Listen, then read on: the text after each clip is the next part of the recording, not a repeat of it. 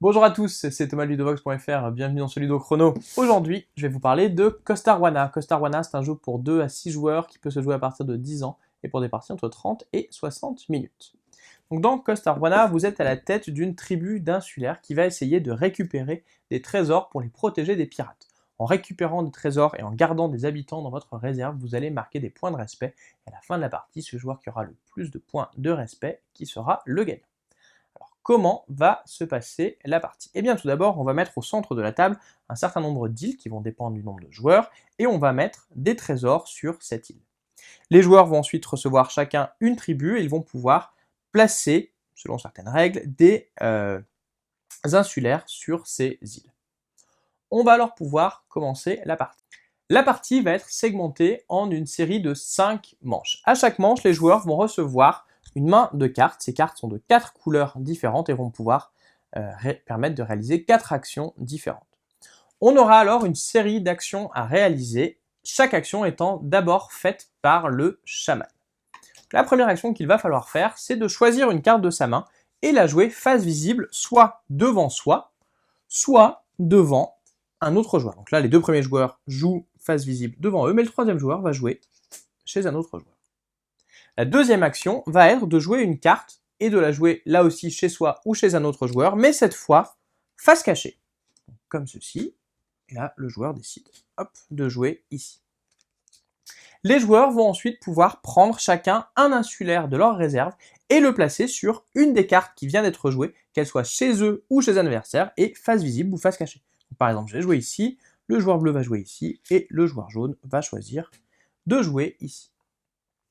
Le chaman va alors décider quelles sont les cartes qui seront actives ce tour-ci. Pour cela, il va retourner une de ces deux plaquettes, et seules les cartes qui sont des couleurs indiquées par les plaquettes pourront être activées ce tour-ci.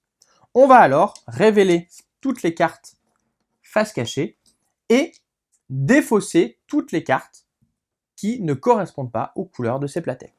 Donc ici, on va défausser ces cartes-là et l'insulaire qui était dessus va retourner dans la réserve de son adversaire. Puis, dans l'ordre du tour, les joueurs vont devoir résoudre les cartes qui sont devant eux en respectant l'ordre dans lequel les actions doivent être faites.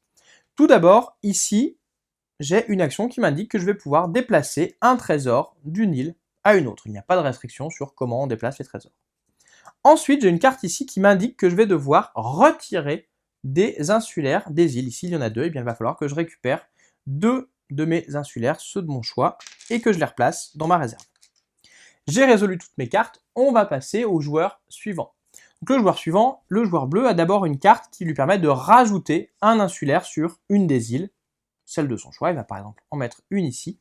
Et comme il y a des insulaires sur la carte, chaque joueur qui a un insulaire sur cette carte-là va pouvoir faire l'action en question. Donc ici, on commence par le joueur bleu, puisque c'est le joueur dont c'est le tour, qui va pouvoir prendre un insulaire bleu et le rajouter sur une île, et ensuite le joueur rouge qui va pouvoir faire la même chose.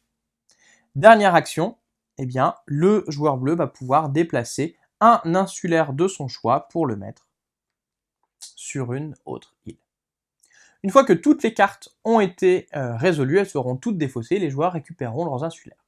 On va alors procéder au partage des trésors.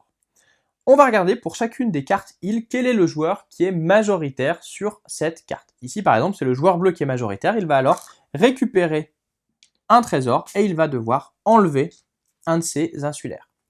Sur la carte qui est ici, il y a égalité. Les deux joueurs ont le même nombre d'insulaires, aucun d'entre eux ne récupère de trésor. Sur cette carte-ci, eh bien, il y a égalité également, mais il y a un joueur qui n'est pris dans aucune des égalités. Dans ce cas-là, c'est ce joueur-là qui va récupérer un trésor et enlever un de ses insulaires. La manche est alors terminée quand on a résolu les majorités sur chacune des îles. Les joueurs vont pouvoir mettre leur trésor sous leur tente et le pion chaman sera donné au joueur qui a récupéré le moins de trésors ce tour-ci. On va pouvoir alors compléter sa main et commencer une nouvelle manche. À l'issue des 5 manches, on va compter les points de respect gagnés par chacun des joueurs. Chaque joueur va marquer 1 point de respect par insulaire dans sa réserve et 2 points de respect par trésor qu'il aura réussi à récupérer. C'est le joueur qui aura le plus de points de respect qui sera alors le gagnant de la partie. Costa Aruana, c'est donc un jeu dans lequel il va falloir bien choisir quelles cartes on joue et surtout où on les joue. Est-ce qu'on les joue chez nous ou chez nos adversaires pour les forcer à faire des actions qu'ils n'ont pas envie de réaliser. Bien choisir où l'on place également nos insulaires sur ces cartes pour avoir des actions bonus. Et enfin, sentir le bon moment pour obtenir les majorités et le bon moment pour se retirer des îles pour avoir des points grâce aux insulaires dans notre réserve. Voilà, vous savez presque tout sur Costa Aruana. Maintenant, à vous de jouer et à bientôt sur ludovox.fr.